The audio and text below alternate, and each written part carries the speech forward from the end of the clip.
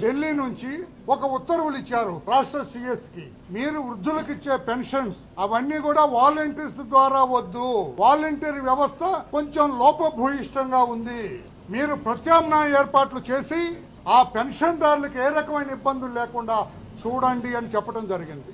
అందులో చంద్రబాబు గారికి ఏం సంబంధం అండి? చంద్రబాబు గారి కింద పనిచేస్తున్నారా చీఫ్ ఎలక్షన్ కమిషనర్ ఢిల్లీ? ఆ బుద్ధి లేని, ఆ అవగాహన లేని ఆ వైఎస్ఆర్ కాంగ్రెస్ పార్టీ వాళ్ళ అఫీషియల్ పోర్టల్లో పెడుతున్నారు. అవ్వాతాతలకు ఇచ్చే పెన్షన్లు అడ్డుకున్న చంద్రబాబు, బుద్ధి లేని వైఎస్ఆర్ కాంగ్రెస్ పార్టీ నేను అడుగుతున్నా, ఇన్ వాట్ వే, ఏ విధంగా చంద్రబాబు గారు అడ్డుకున్నారు మిమ్మల్ని? ఎలక్షన్ కమిషన్ నిర్ణయం తీసుకుంటే చంద్రబాబు గారికి ఎలా ఆపదిస్తారు బుద్ధి లేని వైసీపీ నాయకులారా అని చెప్పి నేను అడుగుతున్నా. ముఖ్యమంత్రి ఇప్పుడు కూడా మాట్లాడుతున్నాడు, పెన్షన్ రాకపోతే చంద్రబాబు గారే బాధ్యుడని. చంద్రబాబు గారు ఎలా బాధ్యత అవుతాడండి? ఈ ప్రభుత్వం బాధ్యత వహించాలా. చీఫ్ ఎలక్షన్ కమిషన్ ఒకసారి ఉత్తర్వులు ఇచ్చిన తర్వాత మీరే బాధ్యత వహించాలా.